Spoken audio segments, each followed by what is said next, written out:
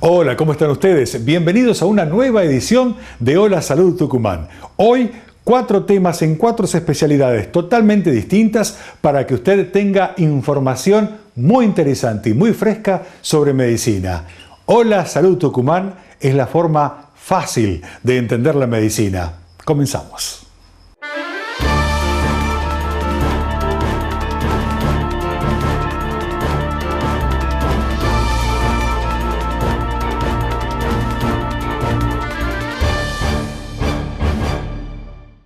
En este bloque vamos a hablar sobre urología y hoy estamos acompañados del doctor Alejo Ragido, integrante del Centro Urológico Ragido que funciona en la ciudad de Tucumán. En el día de hoy vamos a hablar sobre lo que son cálculos urinarios, una enfermedad que es muy importante conocerla a tiempo, conocer su sintomatología, porque cuando se produce normalmente produce dolores muy intensos, dolores insoportables y son dolores que muchas veces son confundidos con otras enfermedades. Hoy el doctor Alejo Ragido se refiere a lo que son los cálculos urinarios, por qué es que se producen y cómo detectarlos.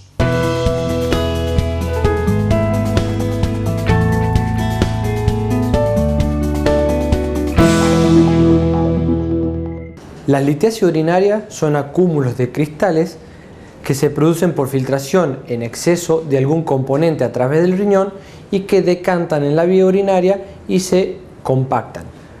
Al comenzarse el proceso de compactamiento, generan inicialmente una especie de barrito para luego formar los conocidos cálculos renales o piedras en el riñón. Bien, de acuerdo a la localización y al tamaño de la piedra, va a ser la conducta y el tratamiento que debemos tener ante este problema. Para llegar a conocer esta característica es muy importante realizarle primero al paciente una ecografía para saber el tamaño, la localización, etc. Un análisis de orina para descartar que no haya infecciones urinarias, porque muchas veces las piedras predisponen a infecciones y las infecciones también predisponen a las piedras, o sea, pueden ser las dos vías del proceso de formación.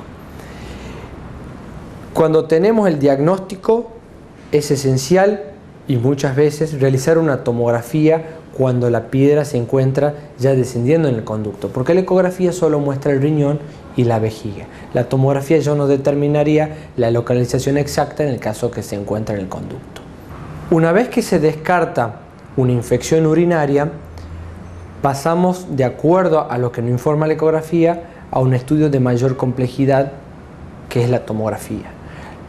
La ecografía solo muestra riñón y vejiga, no nos muestra el conducto por donde baja la orina. Por lo tanto, es necesario realizar este estudio complejo para ver los múltiples cortes, todo el trayecto y en qué localización se encontraría la piedra en descenso. Bien, clínicamente, las piedras, si se encuentran tanto en el riñón o se encuentran en vejiga, pueden generar cierta molestia, pequeño sangrado y un poquito de ardor. Pero la piedra, cuando comienza el descenso que produce la obstrucción del conducto, genera el conocido cólico renal o cólico nefrítico. Es un dolor muy intenso, generalmente localizado en las zonas lumbares y que el paciente no tolera ningún tipo de posición. Este dolor suele aumentar con los líquidos y generalmente suele calmar con analgésicos por vía oral o por vía intramuscular o endovenosa, dependiendo la tolerancia al dolor del paciente. Cuando tenemos este cólico, lo importante siempre es suspender los líquidos. Normalmente el mito que se tiene, piedra en el riñón, líquidos. Sí, si la piedra se encontraría únicamente en el riñón, sí, pero cuando ya comienza a descender y hay cólico, darle más líquido al cuerpo implicaría que el riñón filtre más, al estar obstruido el conducto, genera una dilatación de la vía urinaria y empeoraría el dolor. Por lo tanto, en esos casos es importante suspender los líquidos y manejarlo como un analgésico hasta visitar al urólogo, así lo examina. Bien.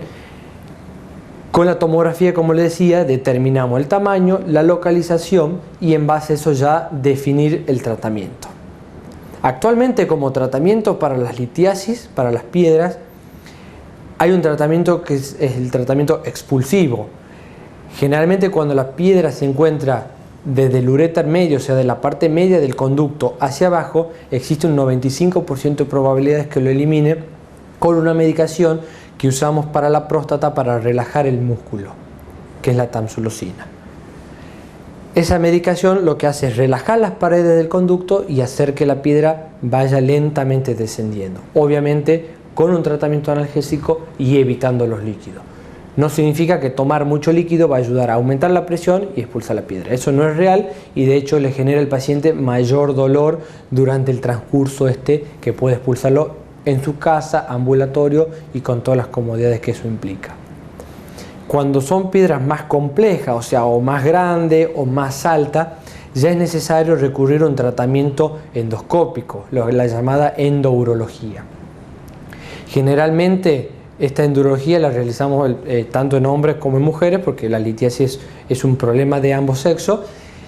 Entramos por orificio natural, que es por el conducto por donde uno orina, llegamos hacia vejiga y a través de vejiga ya subimos por el uréter para ir a encontrarnos con la piedra y a partir de ahí comenzar un tratamiento con ondas, con golpes, con una varilla de metal, que lo que genera es fragmentarla la piedra.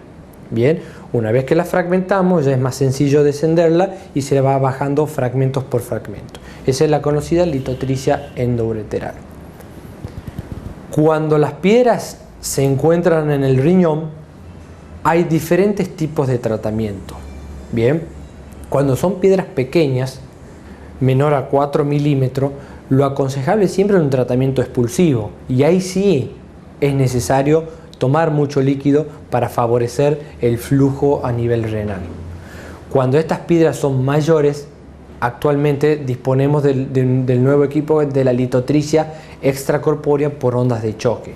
Se pone al paciente o al paciente en una camilla, se les pone una especie de bobina o de globo en la zona lumbar que emite ondas que viajan a través de los tejidos. Una vez localizada la piedra, la fragmenta en varios pedacitos y así favorece al descenso de las mismas. Esos son para litiasis de pequeños tamaños, 1 centímetro y hasta 1,5 centímetros. Cuando la piedra es más compleja, o sea, ya son piedras de mayor tamaño, localizaciones más altas, ya es necesario recurrir a cirugías renales percutáneas, que es a través de la piel, se coloca un tubo y a través de ahí entramos con una cámara y ya rompemos las piedras que son más grandes y llevan mayor tiempo. Pero con un postoperatorio sumamente indoloro, pequeñas molestias más que nada por la sonda y el paciente se va a la casa a las 24-48 horas.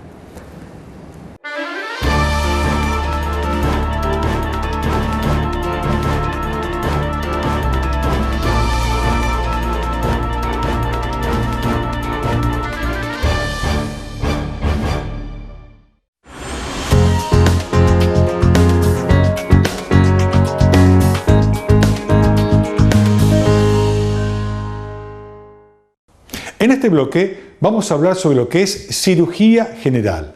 Para ello contamos en la ciudad de Tucumán con el doctor José Cabrera, un cirujano muy reconocido, formado en la ciudad de Buenos Aires, en las clínicas y hospitales muy importantes de allí, y que posteriormente vino a la ciudad de Tucumán a ofrecer sus servicios.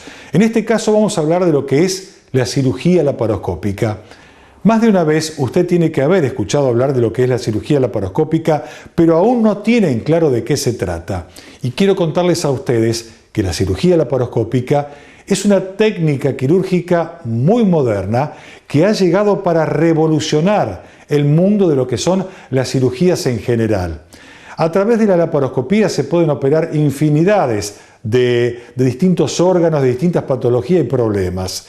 En este caso, la cirugía laparoscópica reemplaza a la cirugía general, esa cirugía donde había que hacer grandes incisiones, grandes cortes, y hoy, con tan solo 2 o 3 cortes muy chiquititos, de 1 o 2 centímetros, se pueden operar, por ejemplo, cálculos en la vesícula, se puede operar de apendicitis, se pueden operar hernias. Realmente es una revolución en el mundo de la cirugía y en el mundo de la medicina. Hoy el doctor José Cabrera nos explica qué es la cirugía laparoscópica.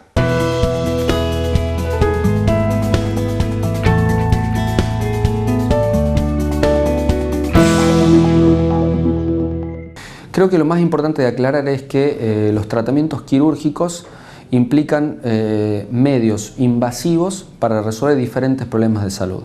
Estos problemas de salud pueden ir desde cálculos en la vesícula, es decir, pequeñas piedritas en la vesícula biliar, patologías tumorales, cánceres, patologías de la pared abdominal, hernias, eventraciones, abdómenes agudos, apendicitis aguda. ¿Y por qué explico todo esto? Porque generalmente el mayor resquemor, el mayor temor a veces asociado a la cirugía es que justamente esto, que es algo invasivo y que de por sí uno como paciente quisiera tal vez poder resolver todos los problemas con algún medicamento, con algún fármaco, y someterse a una cirugía implica algo diferente. Para esto es que los avances en la tecnología y en la ciencia nos permitieron que llegar a la fecha con algo como es la cirugía laparoscópica, que si bien no es actual, esto viene hace muchos años, pero permite que la cirugía sea un método mucho menos invasivo, por eso también se habla de cirugía mini invasiva, en la cual la agresión que se genera para resolver un problema de salud es mínima, controlada, con mucho menos dolor, con una estadía hospitalaria mucho menor, con menor repercusión sistémica, menor repercusión en el organismo de un paciente operado, lo cual hace que el ser operado, el ser sometido a una intervención quirúrgica, sea un hecho en su vida mucho menos traumático, asociado a mucho menos complicaciones y riesgos y beneficioso ampliamente.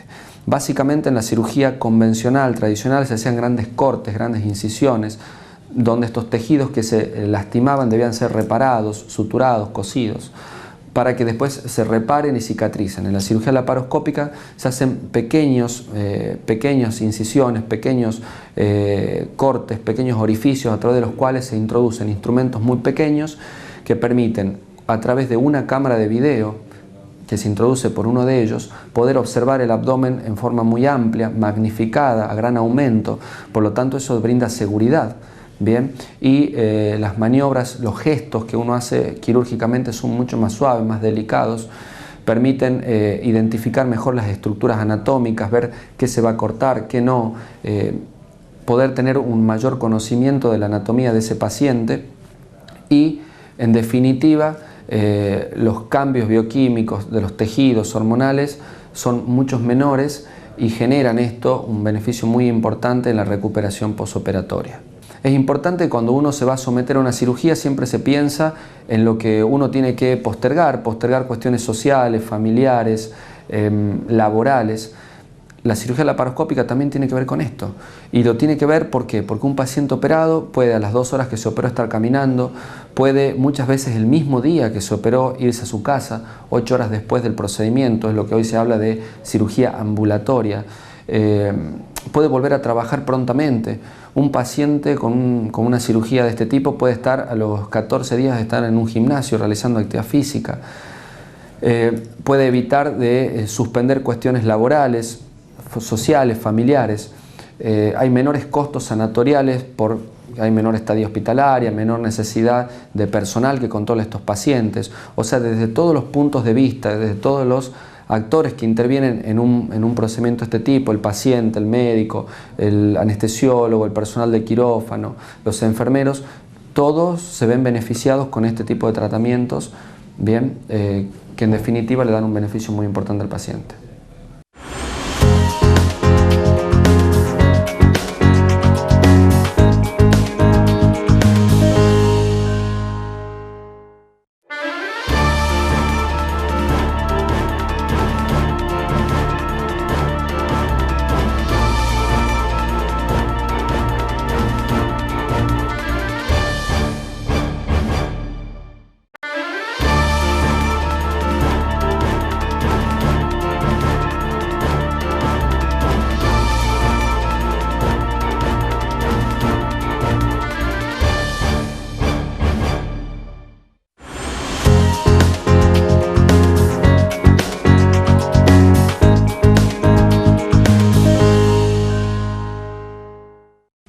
Entramos en el mundo de la oftalmología, especialidad que está relacionada a las enfermedades de los ojos en las personas, y hoy vamos a tratar un tema verdaderamente muy importante. Vamos a hablar de glaucoma. Glaucoma, que se lo conoce comúnmente como presión en los ojos. Quiero contarles algo que es muy importante y quiero advertirlos de algo. El glaucoma, cuando aparece en sus inicios, no produce síntomas. Y cuando los síntomas aparecen, ya estamos ante un avance de la enfermedad importante donde seguramente algún tipo de daño ha ocurrido. Por ello es importante el control anual de la vista para poder detectar esta presión que se origina en algunas personas y que se denomina glaucoma. Usted, detectándolo a tiempo, puede ir al médico y el médico indicarle un tratamiento adecuado para tratar de evitar estos daños que les acabo de mencionar. Hoy está con nosotros el doctor Ignacio Liszczynski. Es un oftalmólogo muy reconocido en la ciudad de Tucumán y nos cuenta sobre el glaucoma, qué es y cuáles son los distintos tipos de glaucoma que existen. Glaucoma se lo asocia generalmente con la presión ocular elevada. La presión ocular elevada va dañando al nervio óptico, que es el encargado de conectar el globo ocular con el cerebro. Cuando el nervio óptico se daña, se va dañando en forma irreversible. Por lo tanto, es muy importante hacer un diagnóstico temprano de la enfermedad para poder hacer un tratamiento en el momento.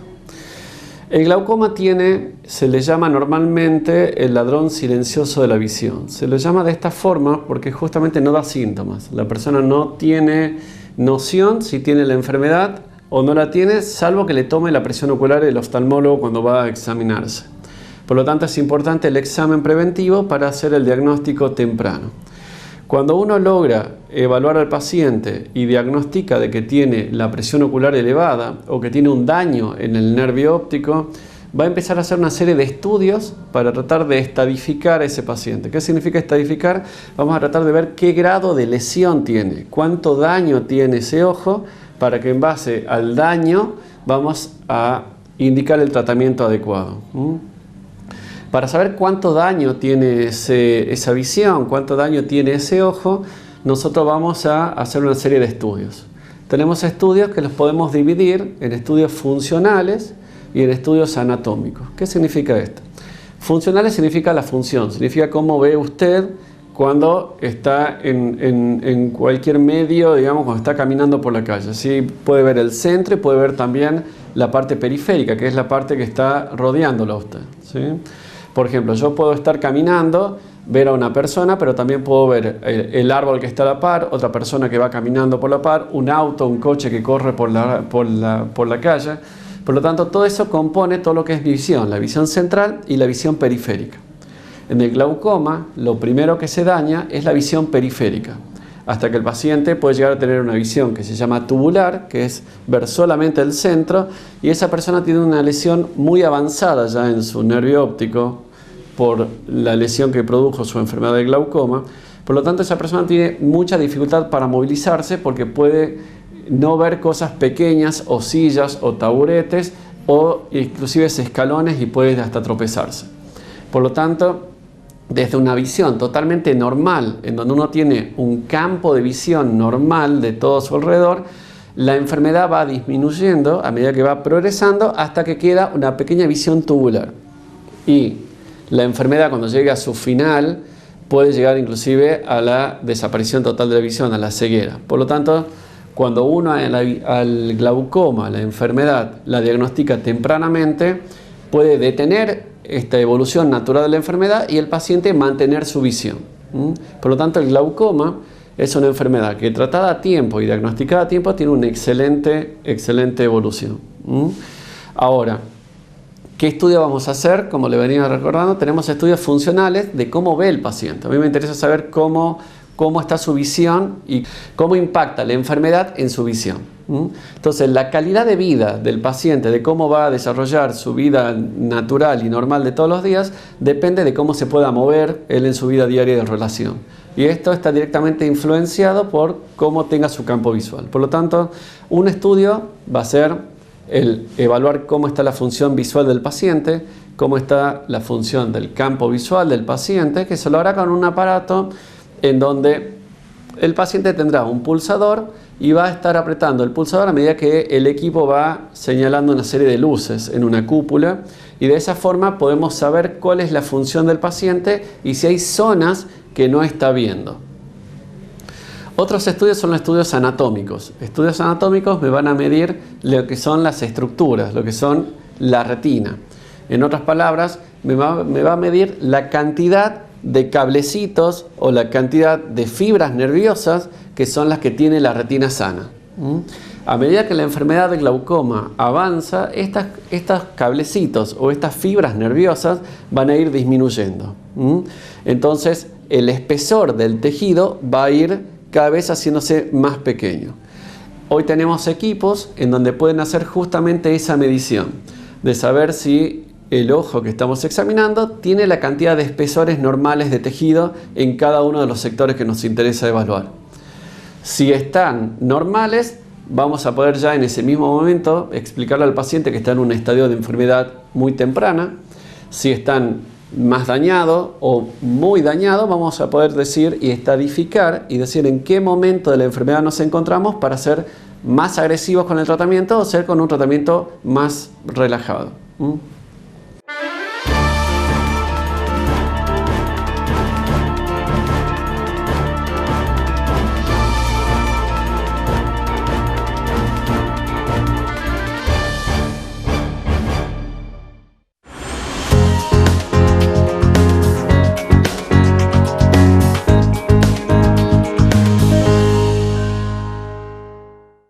En este bloque vamos a hablar sobre un tema muy importante y un tema que usted debe conocerlo en profundidad. ¿Por qué?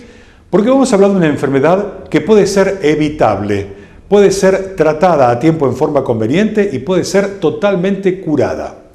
Estamos hablando del cáncer colon rectal. Es un cáncer que tiene bastante frecuencia. Es la 7ª causa de muerte dentro de los distintos tipos de cáncer en el mundo entero. Y esto es una enfermedad que, reitero, que de ser tratada, de ser diagnosticada a tiempo, puede ser curada en su totalidad. Hoy el doctor Fernando Marosi, quien es gastroenterólogo y trabaja en la ciudad de Santa Fe, nos explica por qué es que puede ser detectada a tiempo esta enfermedad, que es el cáncer colon rectal, cuáles son los síntomas más frecuentes y, sobre todo, cómo podemos a determinada edad realizarnos exámenes para tratar de detectarlo a tiempo, para tratar de evitar esta enfermedad. El doctor Fernando Marosi, desde la ciudad de Santa Fe.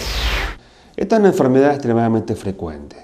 Es la 7ª causa de muerte por cáncer en el ser humano y se estima que en el mundo fallecen más de medio millón de personas por año por cáncer colorectal.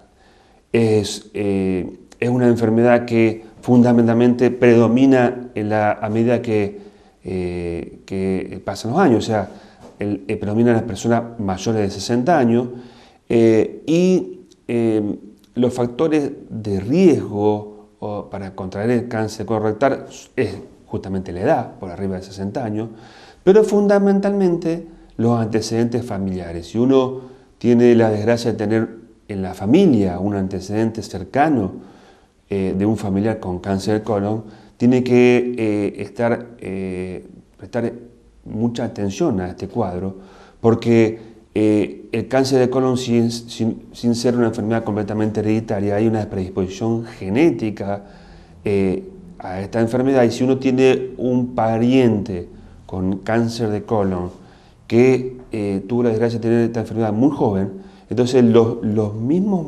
miembros de la familia, otros miembros de la familia, tienen también riesgo de contraerlo, por eso tienen que consultar al médico precozmente para determinar si hay algún tipo de probabilidad de tener esta enfermedad. Esta enfermedad se desarrolla fundamentalmente de lo que se denominan pólipos colorectales. Los pólipos son como vegetaciones o lesiones que crecen hacia la luz del colon, y a medida que pasan los años van creciendo y llegan a desarrollar malignización, y en un periodo que va entre 5 y 10 años pueden desarrollar un cáncer colorectal. Por eso es muy importante en materia de cáncer de colorectal es la prevención, porque si uno previene y detecta precozmente la aparición de estos pólipos y los trata, evita el cáncer colorectal. El diagnóstico se hace con las manifestaciones clínicas. El paciente suele tener síntomas como dolor abdominal, es muy frecuente que cambie la forma de cuerpo, o sea, no tiene su forma de evacuación normal, algún cambio notó, a veces puede tener un sangrado digestivo bajo o pérdida de peso. Entonces esto debe alertar que uno puede tener una enfermedad del colon y específicamente un cáncer colorectal.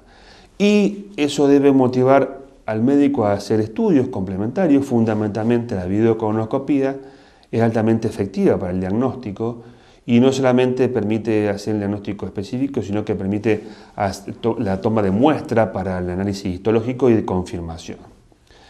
El tratamiento, hay distintos tratamientos de la enfermedad del cáncer de colon, tanto el quirúrgico como el tratamiento oncológico, pero quiero recalcar lo que es lo más importante, que esto es una enfermedad que podría prevenirse. Es una enfermedad que en las guías mundiales, por arriba de 50 años, todas las personas deberían realizarse un estudio del colon para determinar la presencia de enfermedades que potencialmente pueden desarrollar un cáncer colorectal, como habíamos dicho, son los pólipos. Si uno detecta un pólipo del colon, se puede tratar endoscópicamente, extrayendo ese pólipo, y de esa forma evita la progresión que lleva muchos años, pero la progresión es inexorable hacia un cáncer de colon. O sea que el mensaje es que todos los pacientes por arriba de 50 años deben hacerse estudio para determinar si no existen enfermedades predisponentes a esta enfermedad.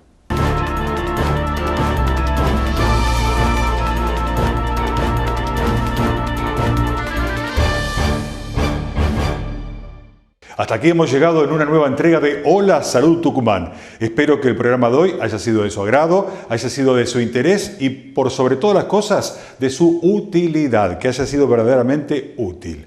Muchas gracias por su compañía y los espero dentro de 7 días la próxima semana. Muchas gracias.